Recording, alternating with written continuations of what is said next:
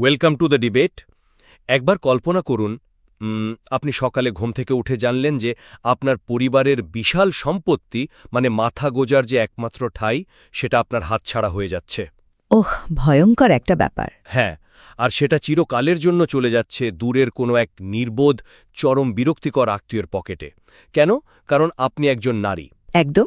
সেই যুগে টিকে থাকার একটাই পথ খোলা ছিল, হয় পথে গিয়ে দাঁড়ানো, নয়তো সেই নির্বোধ লোকটিকে বিয়ে করে ফেলা। ঠিক তাই।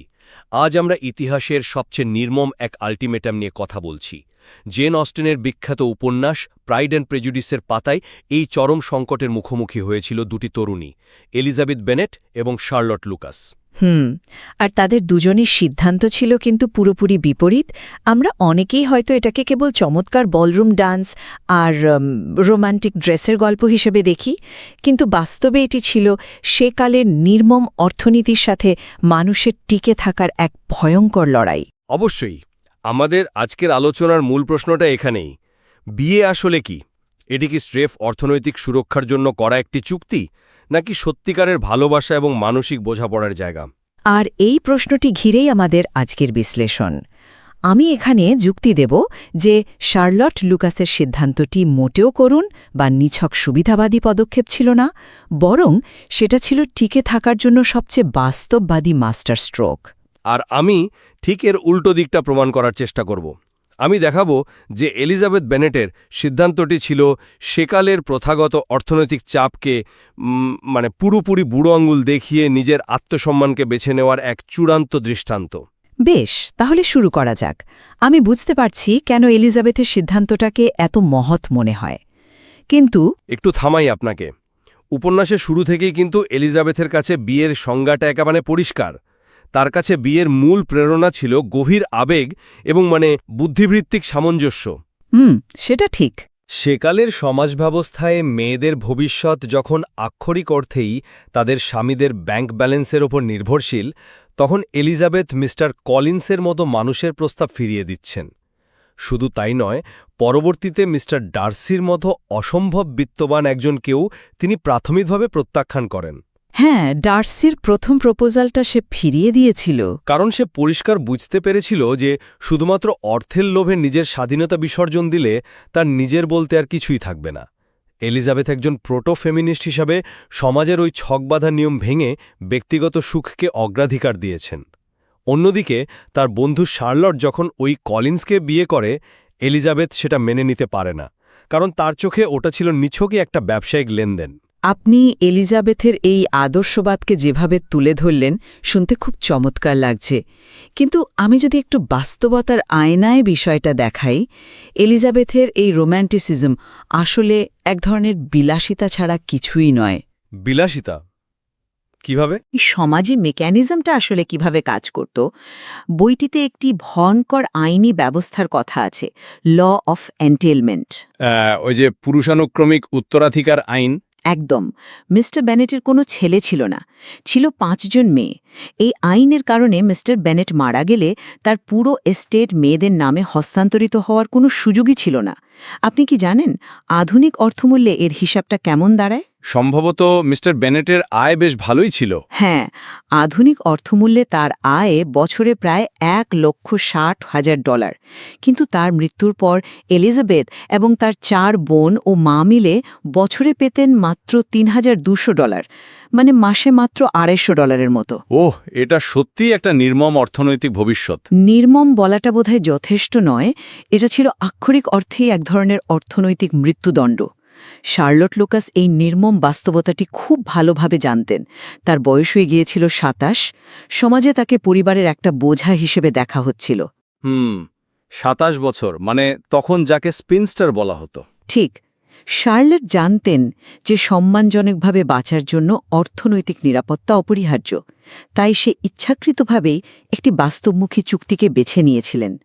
শার্লট নিজেই বলেছিলেন যে এই বিয়েটা তার জন্য প্রিজারভেটিভ ফ্রম ওয়ান্ট বা অভাব থেকে মুক্তির একমাত্র উপায়।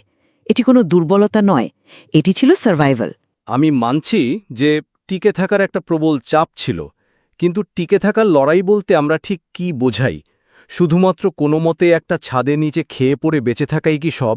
যখন আপনার কাছে আর কোনো উপায় নেই, তখন হয়তো হ্যাঁ।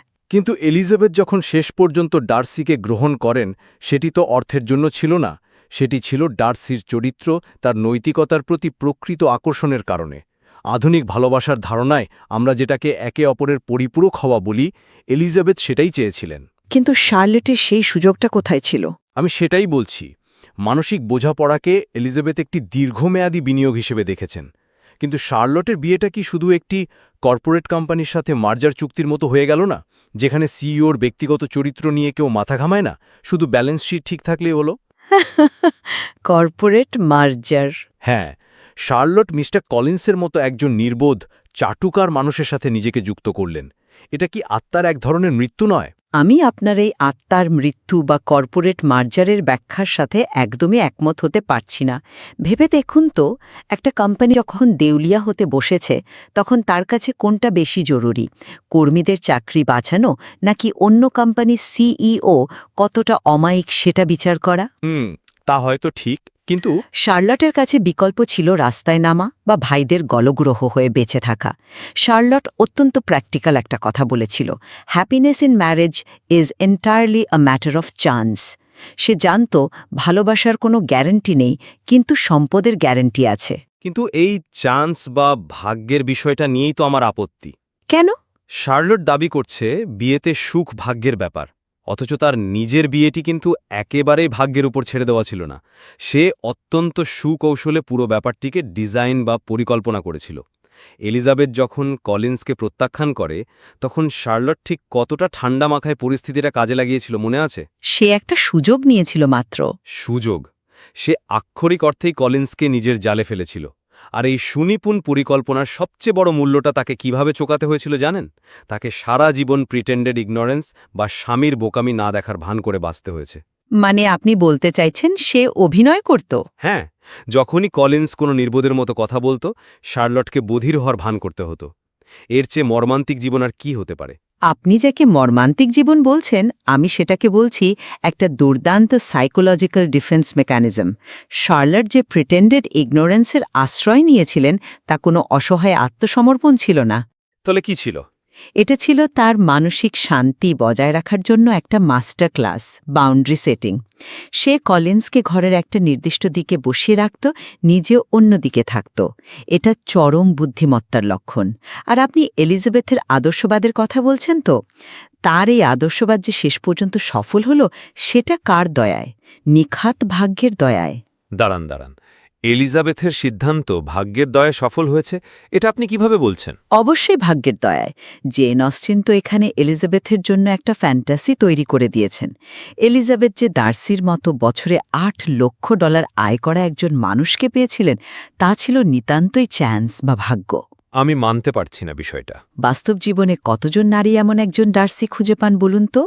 শার্লটের কাছে এমন কোনো জাদুকরী সুযোগ ছিল না। এলিজাবেথের আদর্শবাদ কেবল ডার্সির বিপুল সম্পদের কারণেই টিকে থাকতে পেরেছে। ডার্সি যদি বছরে মাত্র 40 পাউন্ড আয় করা কোনো সাধারণ ক্লার্ক হতো, তবে এলিজাবেথকে ওই নির্মম বাস্তবতার কাছেই হার মানতে হতো। আমি আপনার এই যুক্তির সাথে পুরোপুরি দ্বিমত পোষণ করছি। আপনি ডার্সিকে কেবল একটি লটারি জেতার মতো করে দেখছেন, কিন্তু ডার্সির সাথে এলিজাবেথের সম্পর্কটি কোনো আকস্মিক লটারি জয় ছিল না। কিন্তু সম্পদের বিষয়টা তো অস্বীকার করার উপায় নেই। সম্পদ ছিল, কিন্তু এলিজাবেথ তো প্রথমেই প্রস্তাব গ্রহণ করেনি। সে জানত ডার্সি কত ধনী, তবুও তার অহংকারের কারণে এলিজাবেথ মুখের ওপর তাকে ফিরিয়ে দিয়েছিল। এটা কি ভাগ্যের ওপর নির্ভরশীলতা? মোটেও না। এটি হলো যে কোনো মূল্যে নিজের মূল্যবোধের ওপর অটল থাকা। সে ফিরিয়ে দিয়েছিল ঠিকই। এলিজাবেথ ডার্সির চরিত্রকে যাচাই করেছে, নিজের ভুল বুঝতে পেরেছে, এবং ডার্সি যখন নিজেকে প্রমাণ করেছে তখনই কেবল সে তাকে গ্রহণ করেছে। শার্লট তো প্রথম যে সুযোগটা পেয়েছে সেটাকেই চোখ বন্ধ করে আঁকড়ে ধরেছে। আমি আপনার কথা বুঝতে পারছি, কিন্তু আমাদের ভুলে গেলে চলবে না যে এলিজাবেথের এই মূল্যবোধের উপর অটল থাকার বিলাসিতাটুকু তখনই সম্ভব হয়েছিল যখন সে জানত যে অন্তত ওই মুহূর্তে তার পরিবার রাস্তায় বসছে না। সেটা হয়তো ঠিক, কিন্তু আচ্ছা, আপনিই বলুন, যখন পেম্বারলি এস্টেটের বিশালতা এলিজাবেথ প্রথম দেখল, তখন কি তার দৃষ্টিভঙ্গিতে একটি বড় পরিবর্তন আসেনি? সে তো নিজেই মজা করে বলেছিল যে তার ভালোবাসার শুরুটা ওই পেম্বারলির বিশাল বাড়িটা দেখার পর থেকেই। সেটা তো একটা উইটি জোক ছিল। যোগ হলেও এর মধ্যে একটা সত্য লুকিয়ে আছে। আমি বলছি না সে কেবল অর্থেরই লোভে ডার্সিকে ভালোবেসেছে, কিন্তু একটি নিরাপদ এবং অভাবমুক্ত জীবনের নিশ্চয়তা যে ভালোবাসাকে প্রস্ফুটিত হতে অনেক সাহায্য করে তা অস্বীকার করার তো উপায় নেই। যখন আপনার পিঠ দেয়ালে ঠেকে যায় তখন রোম্যান্স নয়, বরং অর্থনীতি হয়ে দাঁড়ায় জীবনের প্রধান চালিকা শক্তি। এই জায়গাটাতেই এলিজাবেথ এবং শার্লটের মধ্যে সবচেয়ে বড় পার্থক্যটা। এলিজাবেথ প্রমাণ করেছে যে অর্থনৈতিক চাপ যতই থাক, বিয়ে কেবল নির্ভরতার জায়গা হতে পারে না, এটিকে হতে হবে সমকক্ষতার জায়গা। আর এই যে আপনি বললেন অর্থনীতিই প্রধান চালিকা শক্তি, এই মানসিকতার কারণেই তো সমাজের কাঠামোগুলো বছরের পর বছর ধরে নারীদের বন্দী করে রেখেছিল। আমি আপনার এই ব্যাখ্যার প্রশংসা করি, কিন্তু এই যে শার্লটের টিকে থাকার লড়াইয়ের কথা বলছি, এটা কি শুধু সেকালের জন্যই সত্যি? আপনি কি আধুনিক সময়ের কথা বলছেন? হ্যাঁ, একটু ভেবে দেখুন, আধুনিক পৃথিবীতে আমরা যতই প্রগতিশীলতার কথা বলি না কেন, অর্থনৈতিক মন্দা, মুদ্রাস্ফীতি আজও মানুষের জীবনের সবচেয়ে রূঢ় সত্য। শার্লটের সিদ্ধান্তটি আজকের যুগের ওইসব মানুষের প্রতিনিধিত্ব করে যারা আবেগের চেয়ে একটি স্থিতিশীল, অভাবমুক্ত জীবনকে বেশি গুরুত্ব দেন। কিন্তু আজকের যুগে তো নারীদের কাছে কেরিয়ার গড়ার সুযোগ আছে, যা শার্লটের ছিল না। তাই শার্লটের ওই আপোস করার মানসিকতাকে আজকের যুগে প্রাসঙ্গিক বলাটা কি ঠিক? সুযোগ হয়তো আছে, কিন্তু অর্থনৈতিক অনিশ্চয়তা কি কমেছে? একটা মানুষের যখন বাড়ি ভাড়া দেওয়ার টাকা থাকে না, তখন সম্পদের তীব্র অভাব খুব দ্রুত যে কোনো ভালোবাসাকে ধ্বংস করে দিতে পারে। ভালোবাসা দিয়ে তো আর বাড়ি ভাড়া দেওয়া যায় না, তাই না? হা, তা যায় না বটে। শার্লট আমাদের দেখান যে জীবনের কিছু নির্মম বাস্তবতা মেনে নিয়ে আবেগ সরিয়ে রেখে বাস্তববাদী হওয়াটাও এক ধরনের সাহসিকতা। কিন্তু সেই নিরাপদ স্থানটির জন্য তাকে যে মূল্য চোকাতে হয়েছে, সেটা কি আপনি দেখতে পাচ্ছেন না? একটা মিথ্যের জীবন। শার্লটকে দিনের পর দিন একটা মুখোশ পরে থাকতে হয়েছে। অন্যদিকে এলিজাবেথ এবং ডার্সির সম্পর্কটি গড়ে উঠেছিল সম্পূর্ণ সত্য এবং পারস্পরিক শ্রদ্ধার উপর ভিত্তি করে। এলিজাবেথের এই মানসিক উত্তরণই তাকে শার্লট থেকে আলাদা করে। সে আমাদের মনে করিয়ে দেয় যে আপোস না করেও নিজের শর্তে জীবন কাটানো সম্ভব। আমি পুরোপুরি একমত যে এলিজাবেথ এবং ডার্সির সম্পর্কটি এই উপন্যাসের সবচেয়ে সুন্দর দিক। কিন্তু আমি আবারও ওই একই জায়গায় ফিরে যাব, এই উত্তরণের জন্য যে অনুকূল পরিবেশ দরকার তা শার্লটের ছিল না। জেন অস্টিন কিন্তু শার্লটকে ভিলেন হিসেবে দেখাননি। শার্লটের সিদ্ধান্তটা ছিল তার পারিপার্শ্বিক অবস্থার সাপেক্ষে সবচেয়ে লজিক্যাল ডিসিশন। আমাদের আজকের আলোচনা সত্যিই এক অভাবনীয় গভীরতায় পৌঁছেছে। আমরা দেখতে পাচ্ছি যে জেন অস্টিন আসলে শুধু প্রেমের গল্প বলেননি, তিনি একটি গোটা সমাজ ব্যবস্থার ব্যবচ্ছেদ করে দেখিয়েছেন। একদম। আমরা আমাদের বিতর্কের একেবারে শেষ পর্যায়ে চলে এসেছি। আমি আমার অবস্থানে সারসংক্ষেপ টানতে চাই। এতক্ষণের আলোচনায় আমি এটাই প্রমাণ করার চেষ্টা করেছি যে অর্থনৈতিক চাপ যতই তীব্র হোক না কেন, নিজের ব্যক্তিসত্তাকে বিসর্জন দিয়ে কেবল অর্থের বিনিময়ে জীবনকে বেঁধে ফেলা কখনোই প্রকৃত সমাধান হতে পারে না। এলিজাবেথের এই সততাই তাকে যুগ যুগ ধরে এত প্রাসঙ্গিক করে রেখেছে। আর আমি উপসংহার টানব এই বলে যে শার্লট লুকাস আমাদের মনে করিয়ে দেন বর্তমান সময়ের অর্থনৈতিক বাস্তবতা ঠিক কতটা নির্মম হতে পারে। আবেগ দিয়ে ক্ষুধা মেটানো যায় না। শার্লট তার আবেগ সরিয়ে রেখে একটি অর্থনৈতিক নিরাপত্তা নিশ্চিত করেছিলেন। তার এই সিদ্ধান্তকে কোনোভাবেই খাটো করে দেখা উচিত নয়। তবে একটি জায়গায় আমরা দুজনে অবশ্যই একমত হতে পারি। জেন অস্টেন অত্যন্ত নিপুণভাবে বিবাহ, অর্থ এবং ভালোবাসার মধ্যকার এই জটিল সমীকরণটি তুলে ধরেছেন।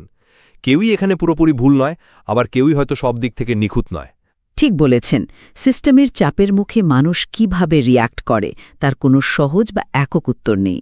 আর ঠিক এই কারণেই আমরা আজকের এই বিতর্কে কোনো একক বিজয়ী ঘোষণা করছি না। আমরা শ্রোতাদের প্রতি আহ্বান জানাচ্ছি, এই ভিন্ন ভিন্ন দৃষ্টিভঙ্গিগুলো বিবেচনা করে আপনারা যেন নিজেদের মতো করে সিদ্ধান্তে পৌঁছান। সেই শুরুর প্রশ্নটিতেই আবার ফিরে যাই। আপনি যখন খাদের কিনারে দাঁড়িয়ে আছেন, তখন আপনি কি কেবল শুষ্ক অর্থনৈতিক নিরাপত্তার দিকে পা বাড়াবেন, নাকি শূন্যে ঝাঁপ দেওয়ার মতো আবেগের উপর ভরসা রাখবেন? প্রশ্নটি সত্যিই ভাবনার উদ্রেক করে। সিদ্ধান্ত সম্পূর্ণ আপনার। আমাদের আজকের আয়োজনে যুক্ত থাকার জন্য অসংখ্য ধন্যবাদ।